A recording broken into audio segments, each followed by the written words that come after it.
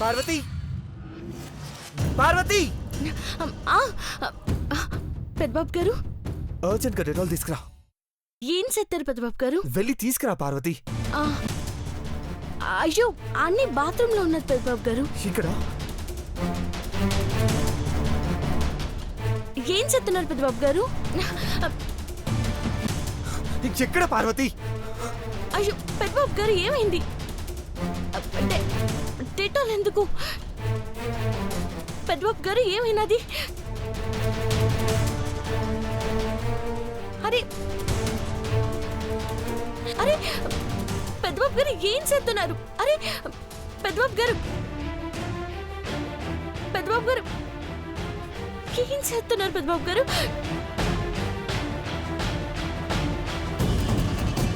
పెద్దబాబు గారు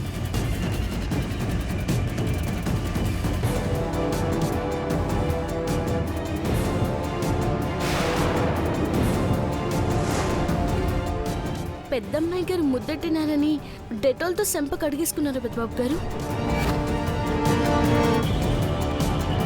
దాన్ని పెద్దమ్మాయి గారని గౌరవించాల్సిన పనిలేదు పార్వతి. అసలు అసలు దాని గురించి మాట్లాడితేనే అసహ్యం వేస్తుంది. నేనంటే ఎందుకు అసహ్యం దేవా? Stop they. నువ్వు కొట్టిన సెంటు వాసన కూడా నా దగ్గరికి రాకూడదు.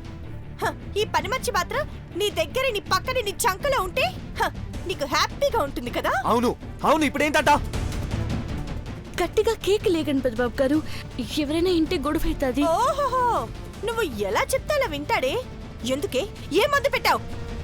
అట్టా అంటారేటి? ఇంట్లో వాళ్ళందరూ నా నుండిని తింటారు కానీ నానేం మందు పెడతాను? పెడతావే, నువ్వు మందు పెడతావు, ముద్దు పెడతావు. ఏ మాయైనా చేయగలవే? మాయా, మోసం, దగా, కుట్ర వీటిలో ఆరితేరిన రాక్షసి నువ్వు చంద్రముఖి.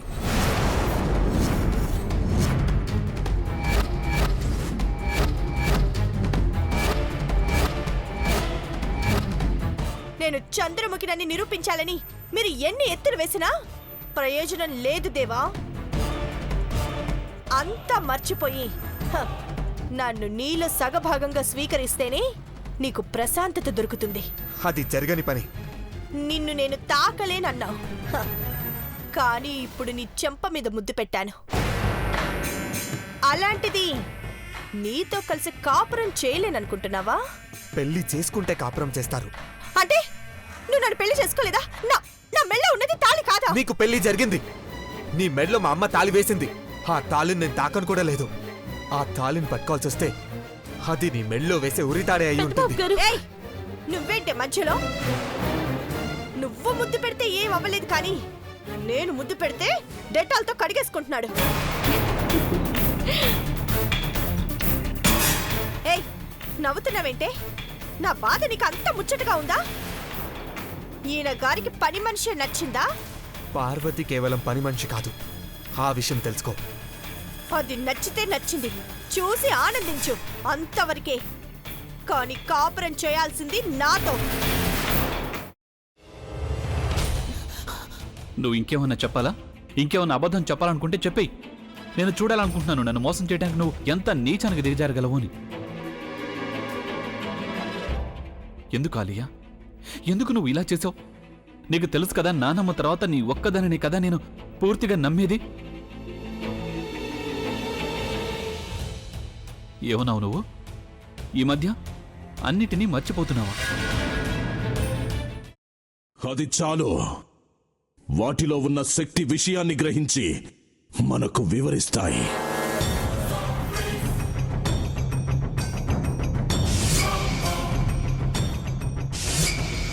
ఎవరు ఆ దండ విప్పొద్దు, గది తలుపులు తెరవద్దు.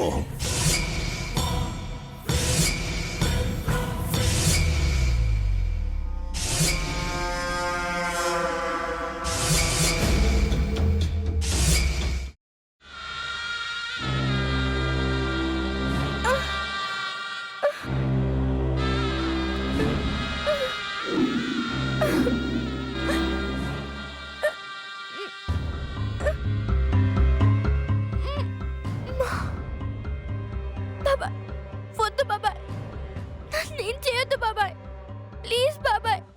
నీకు నిజం తెలిసినప్పుడే నా ఆలోచనలో నువ్వు చచ్చిపోయావు.